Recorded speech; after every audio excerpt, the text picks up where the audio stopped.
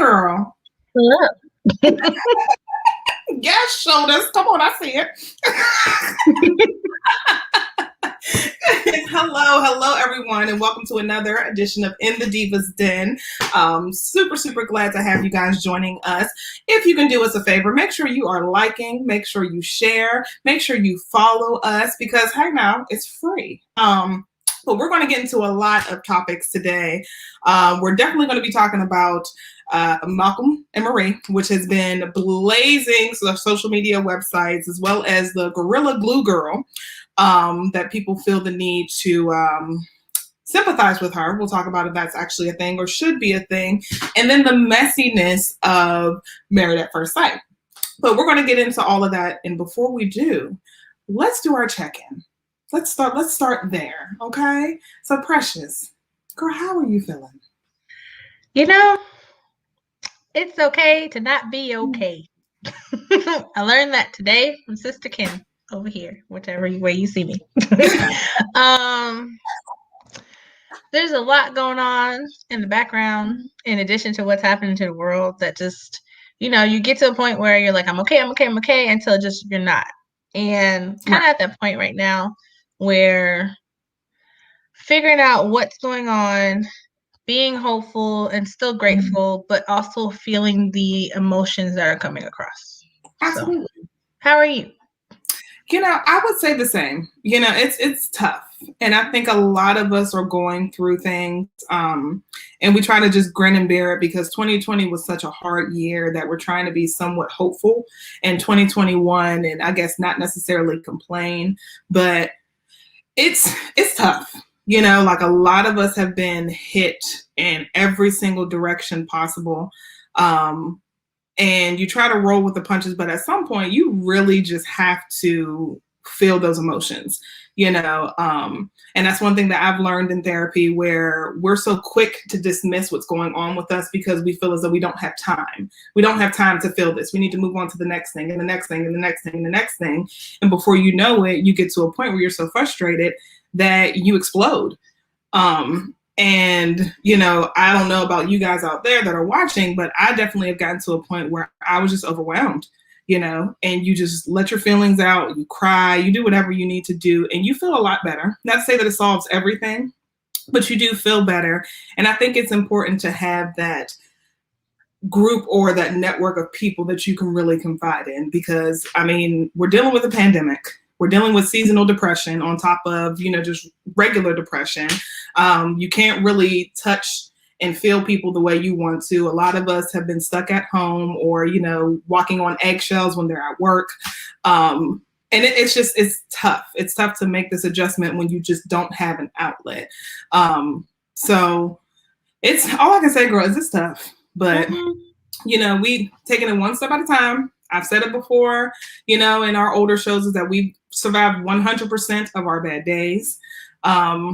But that does not mean that you can't have a breakdown. So just do what you can. Just do what you can. Girl. Yes. Yeah. So with that being said, let us know how you guys are feeling. It's tough. It is such a tough time. We want to hear from you. Check in with us. Let us know how you're doing, how you're feeling. Like I said, make sure you're liking, following, and sharing. If you want to join in on the conversation, which I hope you do because we got a lot to talk about, make sure you are following In the Divas Den and not our personal accounts because we won't be able to see your comments. So let's talk about what is trending because, baby, whoo, child, there is a lot going on the social medias, honey. But first and foremost, can we please discuss the queens that Grey Star Television sets this past weekend? Jasmine Sullivan and her at the Super Bowl. Baby? Yeah. Baby. I missed the live performance, but the replay was just as dynamic. I think it was so cool. I don't know why the guy with the guitar was there. Jasmine really could have just handled that by herself. The sign language guy. who tried to steal the show because he was just in it and he was giving all the life and all the things. And I actually saw a comment where they thanked him because her parents got to finally experience the feelings that people hear. Mm-hmm. And it was great that they had him because he could accurately display like how Jasmine was like singing the song. So cool to see. And then for her, I saw the argument out there was, does she claim her Filipino side for that to be acknowledged, for her to be the first? And I'm like, she always has. She's never been ashamed of her culture. Exactly. And kudos to her for being the first Filipino American and first African American. You know what I'm saying? Like, go ahead, do it. Right. We just enjoy the moment. There's always somebody that has to come out of somewhere and just essentially say, oh, well, what about this? What about that? Let's just enjoy this moment. First of all, let's talk about Jasmine Sullivan because she did what needed to be done. This guy over here, I forgot what his name is. Caleb, it was Eric something. I don't know. Oh, Eric Church, is it? Eric Church. He wasn't needed at all. But I was completely here for Jasmine. Jasmine did her thing. And I don't know why they felt the need to have two people sing. Yeah. And it wasn't really like a duet. It was like they were singing in rounds. It didn't make sense. No. And their aesthetic didn't make sense either. It was just disconnected for me. I didn't know. I mean, they sounded good and they sounded good together, but the concept, I didn't really know. Yeah. Girl, you nice. You were so nice. Jasmine drowned that man out. And if anything, he got on my nerves because I felt like he was messing her up. Sir, shut up. If you want to go ahead and play your little guitar, do whatever you do, whatever it is you want to do, you go ahead and do that. But let's sis take this because she got it. Trust me. She don't need you. Yeah. And essentially everybody said the same thing. They were like, why is this happening? Yeah. I think the only people that didn't believe that Jasmine could sing it on her own were the people that actually booked the both of them together. That was not needed, wasn't necessary over him. Completely here for her. That girl shred like there was no tomorrow. I always enjoy seeing her, actually like play. And of course, vocals were there. I would just give it up to them. Like you said, give it up to the guy who did the sign language, who was completely given all the feels. I did not see The Weeknd. Did you? Oh, okay. So I missed a lot of this live, but I did watch the recaps for almost everything. And The Weeknd was one of the ones I watched in full. I think it was like 14 minutes. His Super Bowl performance was a concert for his fans. I will say that. If you're a fan of The Weeknd and you enjoy watching him live, that entire performance was for you. Now, on the artsy side, it was good to see because when was the last time we actually saw a live show? I mean, the artsy side, like what he paid for it and the concept was good. The execution of it, however, was a little interesting. I think him watching it back, he probably is upset it didn't come out the way that he wanted it to. If you don't know the backstory of the characters that he plays in his music video, then you're not going to understand why people are outside on the field with underwear and masks on their head. Like, you don't get it. And I was one of those people, I didn't get it. I just was familiar with it. So I don't know if maybe he could have gone a more generic way of presenting his music so people can recognize it. I mean, I did recognize the songs. He does have hits on hits, but absolutely, the performance was a little weird.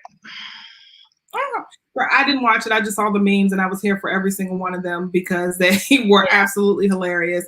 I need to do better and actually, watch some of the Super Bowl performances, but I've been so disconnected that I didn't care. The only thing that made me care this go round was Jasmine Sullivan and her. Outside of that, and the Michael B. Jordan commercial. Which is that? The Michael B. Jordan commercial, the Alexa. What?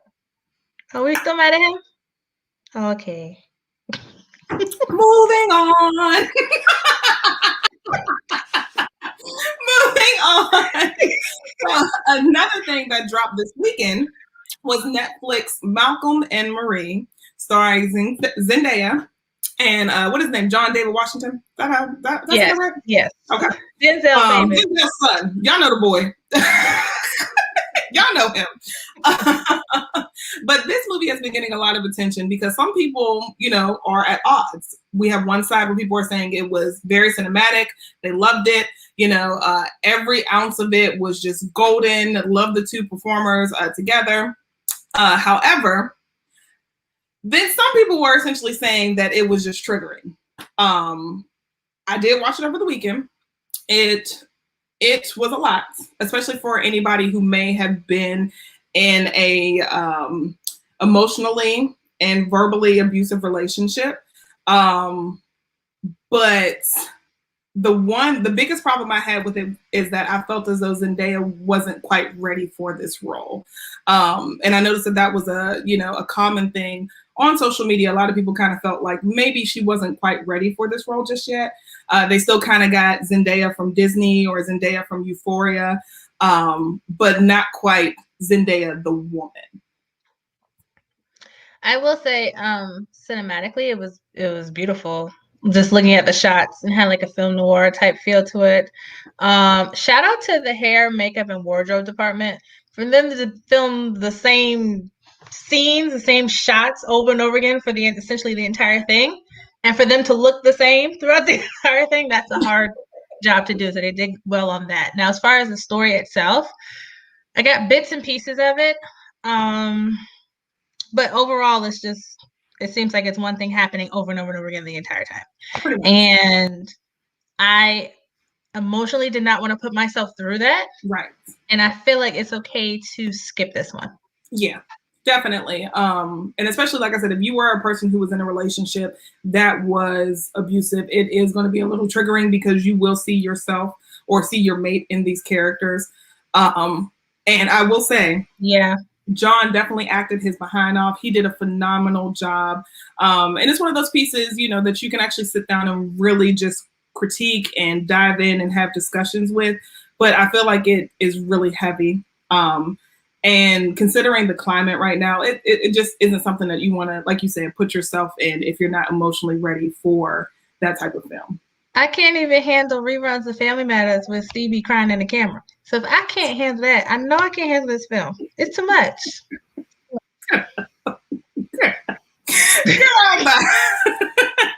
But definitely let us know your thoughts. How did you feel about Malcolm and Marie? Definitely a film I probably won't watch again. But it's a film I won't watch again. I'll just put it that way. It was tough, honey. I was like, I'm tired of y'all arguing for an hour and 40 minutes. This is a lot. But one thing I do want to talk about that has been trending all over social media for what seems like maybe a week now is Gorilla Glue Girl. Not sure if you guys heard about this this woman, this 40-year-old woman who decided to take to social media because she used a Gorilla Glue product to seal, lock, and lay down her hair. The reason why she came to social media was allegedly she needed help. Her hair hadn't moved. It was completely stuck. It was stuck to her head like a cartoon character. And she was asking, the Black community for help of what she should do next. It has since spread like wildfire. She has a GoFundMe. And she has been journaling her entire experience of going to the ER and them essentially telling her that you're going to have to take acetone to get the glue out and just soak your head and possibly even use Gooby Gone. It was a lot involved with this story. But the biggest thing that irritated me was that people are arguing and saying that we should feel sorry for her. You think back to the dumb moments you've had in your life when you hear about other moments like this, and you're like, okay, what have I done? The dumbest thing I've ever done was when I was 15, and they were talking about lemons, right? When you buy a car, you get a lemon. In my mind, I was like, didn't somebody know they were getting a lemon instead of a car? And I remember my mother laughed hysterically. She did, like you are right now. She was doing that. But in my young, innocent 15-year-old mind, but it stayed there. It did not hurt anybody. It did not hurt myself. Now, in this instance, this woman has grown children, an entire family that I'm sure depend on her and her presence. And in some weird moment, decided to go get Gorilla spray adhesive. I guess she was looking for Gorilla Snot, which is a gel, or it got to be glued, which is a spray, but it's not Gorilla Glue. You see where I'm going with that? It's not. She took from the two and created one, and that's why we are in this predicament right now. So beyond it being just like dumb, it's dangerous because your scalp is so permeable. Like when you put oils in your scalp, you can feel and tell that you have put oils in your scalp because it seeps through. Your skin is shining, everything. So imagine what a spray adhesive can do to your mind. Like, what? Why would you do that? What? Just for it to be like this on your face? Oh, no. And then some people are arguing, well, what she used is not worse than the weave glue y'all use for your eyelashes and all the other stuff. And I'm like, no, let's not go there. We're not going there. We're not going. No. We're not going there. And let me tell you why we're not going there. Because, ma'am, you are 40 years old. 40. What you're not going to do is try to blame the company, because now she's trying to sue them and claim that skin should have been on the warning label, even though it clearly says do not get in contact with eyes, ears, mouth, whatever. Oh, that's what it is. It says skin, but doesn't say hair. That's what they're trying to say. And you know what's really sad? They might actually get something with that loophole. We're not doing that, baby, because you're too old and you know better. You decided to do something because you were stupid enough to believe that possibly this glue would come out. I don't know what was going on in your head, but it wasn't smart.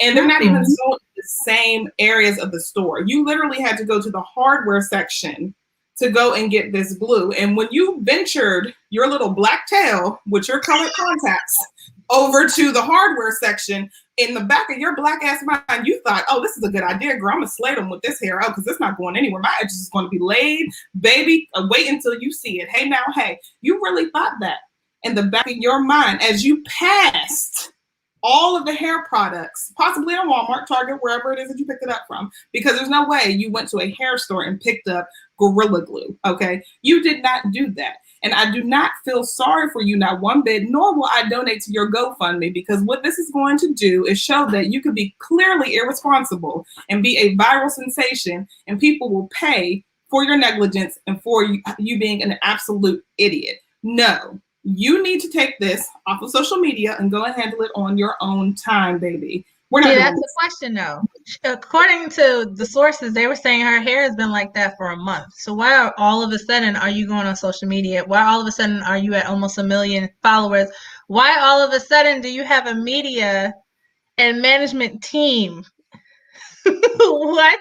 That's what makes this really interesting, because are you really just trying to get over on people and make some money? I mean, granted, yes, this is horrible. Do you have it set up where that's not really your hair that's covered in that glue? You see what I'm saying? Like, what's really happening? First of all, why do you need management? Because what are they managing other than you being an idiot? And then secondly, why in the world do you think that this is cute? Like, you really thought that setting up a GoFundMe was the right thing to do? You really thought that? You really, in your mind, thought that? For real? And they just asked for what, 1,500 and got well over like 20,000 now. Yeah. Right. I can't, and this is what makes me angry, because I'm like, this is no different than when people were doing the Tide Pods and when they were doing the cinnamon challenge, but nobody sat here and said, well, I'm going to set up a GoFundMe, or I'm going to have management to, essentially represent me for being an idiot. Like, we're not doing that. We're not doing that. And I'm gonna tell y'all right now, to our viewers, don't you dare donate to that woman's GoFundMe, because there are plenty of people out here who need help, who need actual help, and not somebody who decided to walk past hair products to go to the hardware section to put glue, super glue, in her hair. We're not doing that. We're not doing that. We're not doing that. And another thing we are not doing is the messiness of Married at First Sight. If you guys have not been following this recent season, it has been a hot mess, a hot mess. And coming off of a season where there was so much love and light and not Hollywood, but essentially America's Sweethearts with Woody and Imani and Bennett and Amelia, it kind of made people hopeful for the whole matchmaking process, which is the reason why we brought our guest on, today. But this season, the matchmakers got it so wrong with two contestants on there, and that's Chris and Paige. Just to catch you guys up, if you haven't been watching, Chris and Paige were matched together. They thought that they were a good match just based off the fact that they were very ambitious and sensual people and, you know, young and full of love and life. Come to find out, Chris has been a complete asshole to Paige from the beginning. He does not find her attractive. He vocalized it. He says that she is not a trophy wife and that's somebody that he wants. She's not necessarily the woman that he's attracted to, but decided to sleep with her twice and only to tell her to her face that he still isn't attracted to her. Now, there's a lot of controversy going on behind Chris because allegedly, and we actually have the clip, he was engaged while they were casting and while he was selected to be on Married at First Sight. And let's roll a short clip of that if you guys have not seen that. So this was taken in February of last year. And if you guys don't know, casting for Married at First Sight starts around March, which means that he was engaged while they did the selection process. He was chosen. And this girl right here was his fiance. Now, he said he called off the engagement and that they weren't together, but the timeline is entirely too close to when the show actually started. So with that being said, a lot of people feel as though he was lying from the beginning, or either the matchmakers knew about this and did not want to disclose this information to Paige. And it has lit social media aflame because we're just like, how could you possibly have gotten this wrong if you have 3 matchmakers? Nobody noticed this. Nobody, you know, saw that he was engaged and he had somebody already and he's just being a complete and total ass. So with that being said, it allows us to have this conversation with N.Y.A Love and Dating Services, who is a matchmaker, and just ask questions of how deep and extensive is this process. So we're actually going to invite her on. Let's go ahead and do that. Hey, girl. Hey. Hey, girl. Hello, hello, hello, hello. Oh, beautiful. Hello, ladies. Thank you so much for having me. Absolutely. Yes, branding. So before we get into the deep questions, tell us a little bit about N.Y.A Love and Dating. Yeah, so I'm a certified matchmaker and dating specialist. N.Y.A Love and Dating stands for Not Your Average N.Y.A. And so I created it because I'm not your average matchmaker. I wanted to reach out to a larger audience. A lot of people think that it's only for white people. Obviously, yeah. I'm not white. My heritage is Nigerian. I was born and raised in Seattle. There aren't very many Black people here, so I wanted to try something different. But I will say that people are very, very, very jaded when it comes to dating. And I haven't even seen Malcolm Marie, and everyone's like, so as a matchmaker, what is your opinion on it? I'm like, wait a minute, I haven't seen it. You know, we have a speed dating event that I've been planning for with the Help Me Club on Thursday. So that's coming up like literally tomorrow. So I've been working through that and then catching up with my clients. So I haven't even had a chance to watch like shows that I really would want to watch, you know, but Malcolm and Marie is on my list. I've heard mixed reviews. I heard you all talking about it. So I've heard mixed reviews. When you get a second, just know you're going to be exhausted, girl. So get a blanket and not even, do you know what, girl, Kim and Precious, I hope I said your name correctly. Mm-hmm. Listen, I wake up every single day, either giving dating advice, talking to one of my clients about, I understand the search. I'm here for you. It's our journey, or looking for someone's husband or wife. Like, I hear it all. So I don't think you can drain me any more than what I've already experienced. I'm just saying, this is real life. Like, this is real life. So exactly. I'm here for it. With that being said, and just being a matchmaker and this being, you know, your art, how extensive is the process? Because I think some people kind of are afraid of it because they're not quite sure who they'll be matched up with. That's understandable. You're not sure who you're going to be matched up with, you know, and every matchmaker is different. Everyone is different. My process may not look like somebody else's and vice versa. But for what I do, I like to have a one-on-one chat with the person through a video consultation. And I ask a lot of deep questions. I want to know who they are. I don't guarantee them within 3 months, I'm going to find you a husband, or within 6 months. I don't know. I may meet him next week. It may be 6.5, 7 months from now. It may even take a year. You know what I'm saying? Just depending. But I always encourage people to keep doing whatever you're doing. If you need insight as my client, I'm there for you. But I'm not going to sell you dreams. It's a process. You know what I'm saying? And another thing is we collaborate a lot with other matchmakers, because what you know is there are single people out there that are actually actively looking, and those are the ones we want to focus on. So after the consultation, I have everyone like speak with me about what they're looking for, what their goals are, their past relationships, their triggers, their deal breakers, their turn ons, their turn offs, all of that, right? And then if I feel like they're a good fit, we move on to the background check. So that's how that happens on my end. So everyone runs differently. Everyone runs things differently. I also require people to fill out the love language test, because it's important for me to know, you know, how you receive love and how you give love in return. That's just me. Not every matchmaker cares about that as much. You know, people have their different criteria, but that's what works for me. And I like to take my time and just let people know that I'm here for them. So exactly. Yeah. Now, when you have situations, now we know with shows like Married at First Sight, which has kind of brought and shine a light on matchmaking, we know that a lot of reality TV, as Precious said, isn't reality. That producers typically sensationalize stuff because they want the viewers, they want the ratings. But in a situation like this current season where we have somebody who may potentially have been engaged to be married and may even have a child on the way, when you guys are finding these people or asking these questions, like how is it possible to miss that sort of information? So that's what I'm saying. Honestly, I wish I was privileged enough to be on that show. For real. I'm not afraid to call things out. There's just certain things that I'm going to look for. Right. You know what I'm saying? But the thing is, we cannot guarantee chemistry. We're putting people together, but if you're not able to, there's some women that are just not able to get over, oh, every man cheats anyway. I'm like, okay, well, if that's really going to be your attitude, then why are you even open to this experience? Or something, oh, I need her to be this and that and that and this.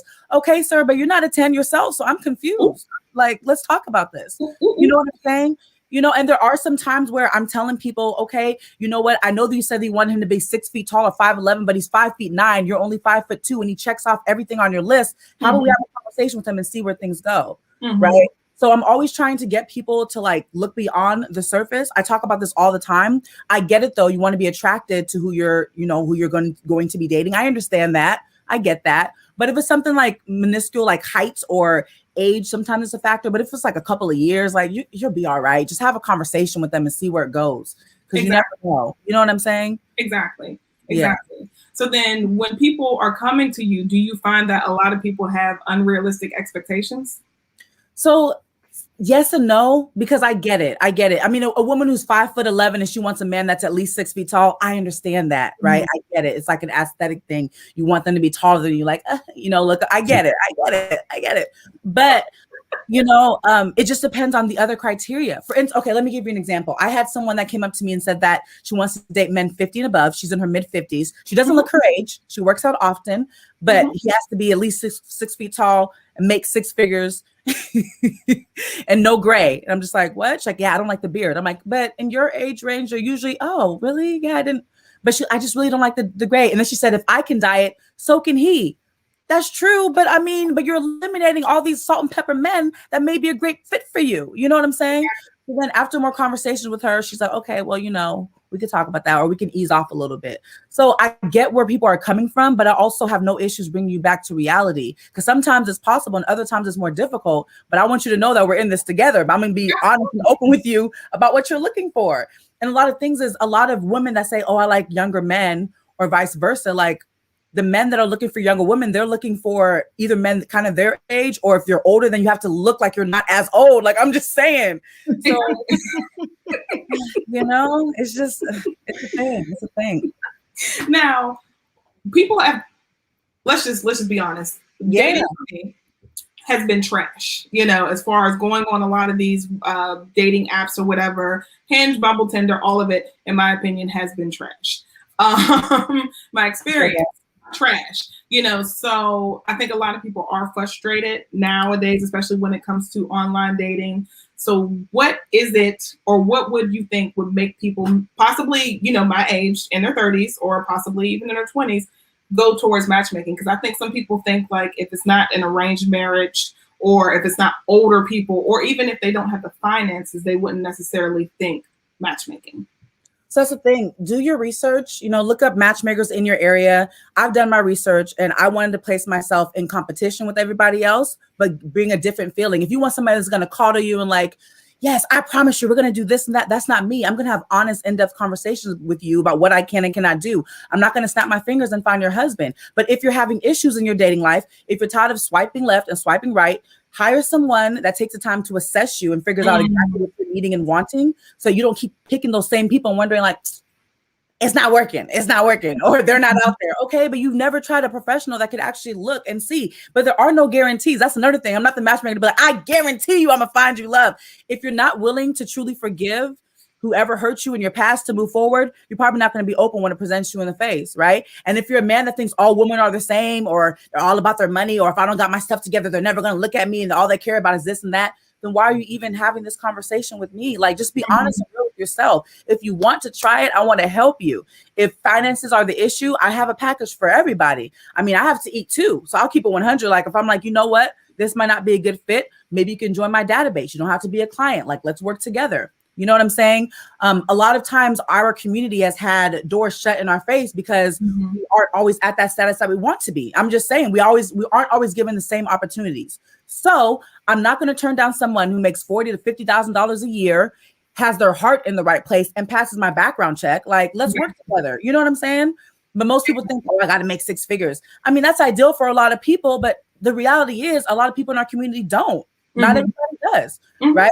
But I'm not going to turn you away because of what you make. Like, doesn't make sense. We can work together though. We can talk it out. So I don't know. I just want your heart to be in the right place. Like, you have to be ready, because it's not. I know it's not easy dating out there, but it's worth it. Like, be patient with the process. It's a process. It is. Tell me about it. Tell me about it, honey. Tell me. So when we talk about background checks and just being extensive there, like, I have seen that some matchmakers will actually go into people's homes just to see how they live and, you know, how things are operating for them. Is that something that you look into? No, I do not. Not during COVID. No. No. But I am able to see, like, okay, like in the background, okay, sir, it looks like you haven't cleaned up your house a little bit. I can see some things in the back. I don't mind, because I want to have a conversation. I want to be like a friend. Like, you don't look very clean. What's going on? Oh, this is how it always is. Okay, go ahead and make my notes. But that's how you learn. You learn as you grow. But if you think about it, love, in a sense, is always going to be a gamble. There's no guarantees when it comes to love. We're all just putting ourselves out there, hoping that person is going to reciprocate, shooting that dice and hoping that we hit the jackpot. That's really what it is. Like, love, it's an experience, and it's different for everybody, But my goal is to just help people and give them another option that they haven't considered before. And I'm out here because they don't know about that many Black matchmakers. I'm out here. Can we talk about it? Can we talk about it? Because I mean, so far I've only met 2, and you're one of them. I believe you. Yeah. We're out here. So when we talk about success rate, because people are always like, well, if I'm spending the money, blah blah blah blah blah. Like, what are some of your success rates? Yeah. So I just launched. It'll be a year, February 12th. It's crazy. Thank you. I launched, right before the pandemic. Had no idea. No idea. So I had to revise my entire business plan and everything. But like, wait, you want to be a matchmaker during a pandemic? I'm like, you know what? February got kind of serious in March. It threw me off guard. But that's it. Just teaching me that's how life and love are. We talk about success. I've had 4 or 5 couples that are still maintaining together through this. And I have people that are joining my database daily. But my thing is, I'm not going to rush and willy-nilly. Oh, you get a match. You get a match. You get a match. You get a match. No, if I get a man that's like, oh, I really want somebody that's going to be really down to earth, and I meet a woman that's really like, I'm about my money, I'm frisky, I'm trying to match a man, that's not going to be compatible. But I'm not going to throw you two together. So that's another thing I'm taking into consideration. My reviews do speak for themselves. I always encourage anyone, if you want specific examples, to go to my website. My reviews are legit. People spoke from their heart, and that's all I ask. But I have to be open and honest. I know the fact that we're in a pandemic is changing people's views on dating. So I want to remind them, like, my first date that I set up with you was going to be on Zoom, give you 2 a chance to talk and connect. If we weren't in a pandemic and you were living in the same state, because sometimes you are and sometimes you're not, but if you're living in the same state, it's like, let's get drinks. Oh, you look cute. And then you start thinking like with, your intoxicated goggles. You feel me? Where it's like, what? It's been a while since I got some. He is looking kind of nice. And then before you know it, you're back in that same cycle. Right. Like, you don't want that. A lot of people don't. So this just gives you a chance to connect. And I feel like that's why I flourished amidst the pandemic because I'm still able to put people together and opening their eyes to what's out there. But I always recommend people do their research, see what's in their area, Right. you know, and then go from there. Just compare. You need to. Congratulations to you for pulling through in the whole pandemic. Yes. What's been your proudest moment since opening your business and, you know, having all these clients? So there were a couple of things. One of my moments was when one of my clients reached out to me and said that the person I matched her with, I worked with another matchmaker to collaborate. He took her to Tiffany's and they're talking about doing premarital counseling. And I was just like, that's a good sign. So I might have my first marriage or proposal coming soon. So I'm excited about that. Mm-hmm. It's little things. Thank you. It's little things because I met during the pandemic and I had to send her like date ideas to talk to him about. And it was cute, you know, but they took a risk and they took a chance. And that's what it's all about. Like, I'm not going to sit here and be like, oh, it's going to be perfect. It's a smooth ride. No, it still requires work. Still requires work on both ends all the time. Absolutely.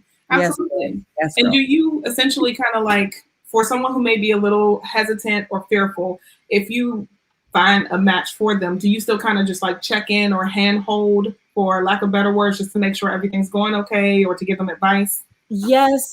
So it's a firm hand hold, and then it's just kind of like go into the world and just do your thing. Because the thing, like my clients they're always mine. Like until you walk down the aisle, you know, whatever package you have to me will remain. Like you have to start off with a minimum of 2 matches. Mm-hmm. A minimum of 2 matches, but I usually have people get anywhere from 2 to 4, depending on how picky they are. It is what it is. So in the beginning, when things are going good, I love to hear from them. It's great, but they know they can always reach out to me. So I'm always there, but I'm always going to encourage them. You're having these communication issues, communicate with your partner. There's only so much I can get. Right. You know what I'm saying? At the end of the day, you have to do the work. Right. I will guide you because I got you, but I need you to open your mouth and have a conversation, regardless of how awkward or vulnerable you don't want to be. Just communicate. It's better to say too much and not say enough, in my opinion. What do we need to do to get you on Married at First Sight? Because you need to be on that show.